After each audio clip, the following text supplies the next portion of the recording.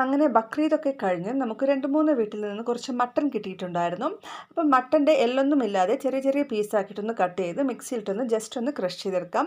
അതിൻ്റെ കൂടെ തന്നെ കുറച്ച് ഇഞ്ചിയും വെളുത്തുള്ളിയും അതുപോലെ തന്നെ ചെറിയുള്ളിയും കൂടി ഒന്ന് ജസ്റ്റ് ഒന്ന് ക്രഷ് ചെയ്തെടുക്കാം. 2 പിടി പൊട്ടുകടലയും കുറച്ച് മല്ലിയിലയും കുറച്ച് കറിവേപ്പിലയും അതുപോലെ തന്നെ പച്ചമുളകും ചെറിയ കഷ്ണം പട്ട, 2 ഗ്രാമ്പ്, കുറച്ച് പെരുംജീരകം, കുറച്ച് തേങ്ങ ചിരവിയതും ചേർത്ത് ജസ്റ്റ് ഒന്ന് ക്രഷ് ചെയ്തെടുക്കാം. ഇനി ഇത് മട്ടണിലേക്ക് ഇട്ട് കൊടുത്തിട്ട് നന്നായിട്ടൊന്ന് മിക്സ് ചെയ്തെടുക്കാം. ആവശ്യത്തിലുള്ള ഉപ്പ് ചേർക്കാൻ മറക്കരുത്. കറി ഉണ്ടാക്കാൻ ആവശ്യമുള്ള ഇഞ്ചി, വെളുത്തുള്ളി, സവോള ഇതൊക്കെ ജസ്റ്റ് മിക്സിയിലൊന്ന് അരച്ചെടുത്ത് നമുക്ക് ഓയിലൊന്ന് വഴറ്റിയെടുക്കാം. ഇതിലേക്ക് ആവശ്യമുള്ള മഞ്ഞൾപ്പൊടി, മുളകിൻ്റെ പൊടി, പിന്നെ കുറച്ച് പെപ്പർ, പിന്നെ മല്ലിപ്പൊടി, മട്ടൻ മസാല, ഗരം മസാല ചേർത്ത് നന്നായിട്ടൊന്ന് വഴറ്റിയെടുക്കാം. ഇതിലേക്ക് തക്കാളി ചേർത്ത് കൊടുക്കാം. പിന്നെ നമ്മൾ തേങ്ങ അരച്ചതും കൂടി ചേർത്ത് നന്നായിട്ടൊന്ന് വഴറ്റിയെടുത്തതിന് ശേഷം ആവശ്യമുള്ള വെള്ളം ഒഴിച്ചു കൊടുക്കാം. കുറച്ചുകൂടി ഗരം മസാലയും ആവശ്യമുള്ള ഉപ്പും ചേർത്ത് ഇത് നന്നായിട്ടൊന്ന് തിളപ്പിച്ചെടുക്കാം. ഇനി നമുക്ക് ഫ്രൈ തയ്യാറാക്കാം. മിക്സാക്കി വെച്ച മട്ടൻ ഇതുപോലെ ബോൾസ് ആക്കിയതിന് ശേഷം നമുക്ക് ഫ്രൈ ചെയ്തിട്ട് കുക്കറിലേക്ക് ഇട്ട് കൊടുക്കാം. അപ്പോൾ ഇത്രയേ ഉള്ളൂ. എല്ലാവരും മസ്റ്റ് ടൈം ട്രൈ ചെയ്ത് നോക്കണം.